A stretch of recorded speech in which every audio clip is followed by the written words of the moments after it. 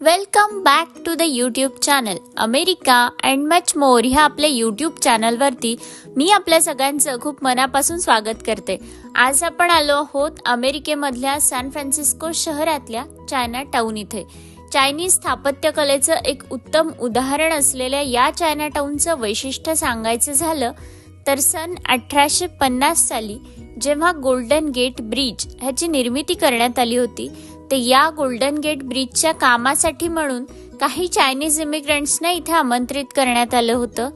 तर त्या चायनीज इमिग्रंट्सची राहण्याची व्यवस्था ही अमेरिकेमधल्या सॅन फ्रान्सिस्को शहरामध्ये केली गेलेली होती आणि हे काम खूप वर्ष चालणारं होतं. सो त्या लोकांनी त्यांच्या सोयीसाठी म्हणून एका मार्केटची निर्मिती केली. तर तेच हे मार्केट. इथे असंख्य प्रकारच्या चायनीज गोष्टी आपल्याला पाहायला मिळतात. हे जे वरती तुम्हाला दिसतात ते लाल रंगाचे आकाशकंदील नसून ते आहेत चायनीज न्यू इयरच्या वेलकमसाठी लावण्यात आलेले स्ट्रीट लाईट्स. आणि तुम्ही बघू शकता इथे किती सुंदर अशा प्रकारची दुकानांची अरेंजमेंट आपल्याला पाहायला मिळतीये. आणि अमेरिकेमध्ये शक्य तितकं सगळी दुकानं ही अशी जवळजवळ आणि एकाच ठिकाणी पाहायला मिळत नाहीत. जनरली इथे मॉल्स किंवा अशी वेगळी स्वतंत्र अशी दुकानं असतात, पण या ठिकाणी तसं नाही आहे. जसं चायनामधलं मार्केट असतं त्याच पद्धतीचं मार्केट इथे साकारण्यात आलेलं आहे. आणि या दुकानांमध्ये असंख्य प्रकारच्या चायनीज गोष्टी आपल्याला मिळतात. वेगवेगळे चायनीज कुझिन्स मिळतात. नंतर फेंगशुईची वेगवेगळी दुकानं मिळतात. होम डेकोरच्या वस्तू मिळतात.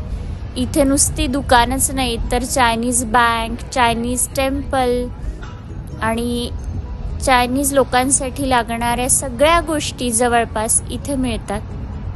आणि या दुकानांचं अजून एक वैशिष्ट्य म्हणजे इथल्या दुकानांवरच्या पाट्यासुद्धा ह्या चायनीज लँग्वेजमध्ये आहेत. वरच्या बाजूला चायनीज आणि खालच्या बाजूला इंग्लिश अशा पद्धतीची रचना या पाट्यांची आहे. आणि तुम्ही बघू शकता लायटिंगसुद्धा किती छान आहे. आणि थोड्या वेळासाठी आपल्याला अमेरिकेमध्ये राहून एका वेगळ्या कंट्रीचा अनुभव घेता येतो. तर आजचा व्हिडिओ तुम्हाला कसा वाटला हे मला कमेंट करून नक्की कळवा. आणि तुम्हाला जर असे नवनवीन अमेरिकेमधली ठिकाणं पाहायची असतील तर माझ्या चॅनलला लाईक करा, शेअर करा आणि सबस्क्राईब करा. काही सजेशन असतील तर ते देखील कळवा.